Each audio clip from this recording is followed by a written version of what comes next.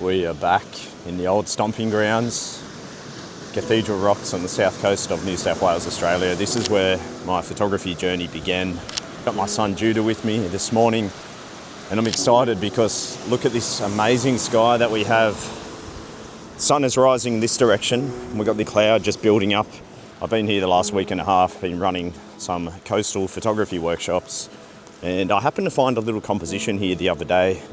Despite being here hundreds of times, it's amazing how you can return to a place and still find something new. So that's what we're going to look at this morning. Look at that sky. It's just going to light up. I'll take you around this way.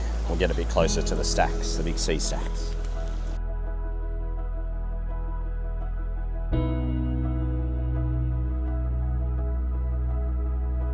I really like the angle of the sea stack from this perspective. I like how it's separated a lot more from the background compared to some of the more iconic compositions. And from a compositional standpoint, with these rocks in the foreground, I noticed if we get down a bit lower, just like this, what we can do is we can use this ledge to balance out the other stack on the side. Ready? As we get down lower, right here, and then pull that in around that perspective there. Now, it's a bit of a shame there's not more swell this morning. It would have been amazing to get some wave action in that midground, but nonetheless, I really like the way that that frames up the stack. Now, the magic will be when the sun actually starts to paint those clouds. That is just going to light up big time. It already is starting to. And even when we get some more light on the stack in the background. So that's roughly what I'm thinking this morning. It's around a 24mm perspective as well, so the sea stack won't be too small in the background. When I'm standing up here, you can see how the balance gets completely lost. You have the dark tones on the right, stack towards the center, but then big opening on the left. So that's why getting down low, it just really helps frame up that sea stack and keep the eye flowing to the area we want it to go to. That's all we need, a little bit of water movement. Here comes a wave now. So I think definitely we should be able to create something here. I'm just so relieved and thankful for this sky.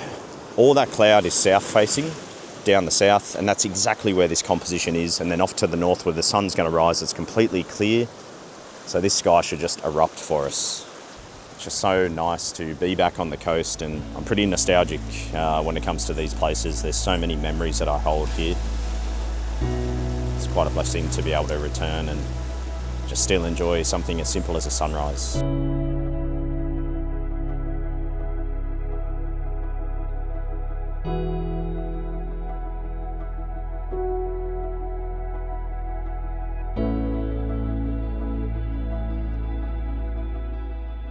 One of the challenges that you can face as a photographer is going to iconic locations but wanting to put your own spin on the place. You don't want to just maybe replicate what's been done in the past. So the trick is when you're photographing an iconic location is to, when you get to the location, don't get the camera out straight away and force yourself to just observe and walk around and enjoy the place and see it through your own eyes. If you just come in and the second you see the iconic frames and the compositions that have been done in the past, if you see them and then instantly feel compelled to get the camera out, you're really limiting your creative potential.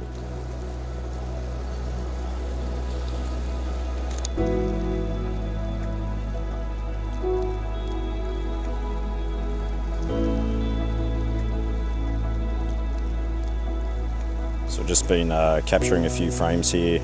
I'm doing a focus stack as well. I'm at f16, but because I'm so close to that foreground, I've had to focus on the foreground and then readjust my focus for that background. The way I do that, I do have the built-in focus stack feature on this camera, but when I just know I need 2 frames only, I basically focus and recompose and then refocus. So for example, I'll focus on the foreground there, recompose, and I haven't pushed the shutter yet. Now I push the shutter.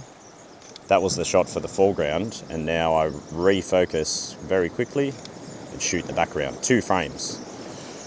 I've been shooting them, but I'm kind of just waiting for the sun to pop up and then hit the stack, and I think that's going to be the shot. I would love a little bit more water flow. We haven't had much water movement. It would just be nice to get a little bit more texture back there in the water. But look, seriously, I can't complain. Huge tip with seascape photography is the timing with the water flow coming in, going out, and in conjunction with your shutter speed. That is everything. That's going to determine how the water looks, what the energy is of the image. So if you have nice powerful waves, crashing waves, typically I want to use a faster shutter speed for that to freeze the energy, freeze the motion. When you have water like this, which is not moving very fast at all, you probably want to slow your shutter speed down. Not necessarily to smooth it out, but maybe just to make a little more sense of movement. I like to time the water often as it's receding, drawing away, and that pulls the eye through the frame to the main subject. Water coming in towards you, I like to shoot that as well, but typically you might find you want a slightly faster shutter speed there, and that creates a more dynamic image, a bit more dramatic. So the shutter speed and the timing is absolutely everything. The balancing act, you've got the sun just rising now, it really brings them to life. So it's a bit of a trade-off. You get a little more colour when the sun's slightly lower, but you don't quite have that same light hitting your landscape. And when you have a lot of dark rock in your frame, there's nothing like that golden light to bring it to life. And there's more than enough colour there that even in your processing, you can obviously just bring it out. This is that magic window. My favourite time to shoot, especially seascapes particularly, is right now. Sun just kissing the horizon, low level light coming across the landscape, still got colour in the sky. You just need that wave. And it is so flat. The wave is just going to help bring that mid-ground to life. Otherwise it's just a lot of static water sitting there. And it's funny, looking back at the previous images, the rocks look so dull. Here we go. We don't need much water motion. Judah, you might have to get out there, mate, and push some water around. Nah. I just know that when it comes to water, it just takes that one special little flick.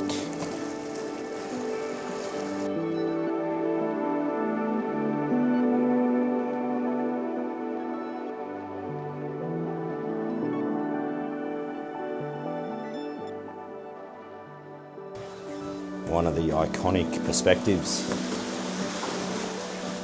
in the cave here. Have a look at this. It just doesn't get much better.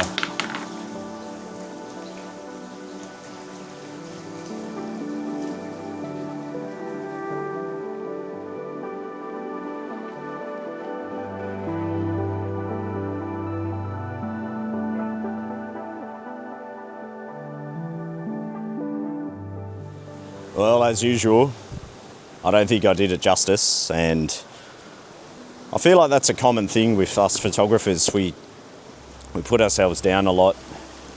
You might have a good time out there and then you just think, nah, stuffed it up. Or maybe you're looking at other people's images and you're just thinking, geez, my work sucks. And it can be quite discouraging. I know with teaching, I see that a lot. You got to believe in yourself a little bit and back yourself.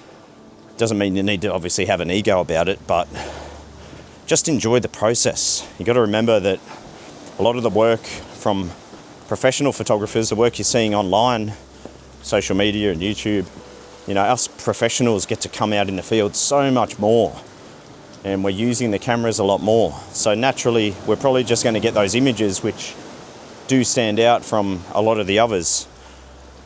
Go easy on yourself. You're not out there as much, so you shouldn't have that same standard for your own work. Enjoy the journey. Enjoy the progress. I always know that it could be better, and I'll actually strive to make it better.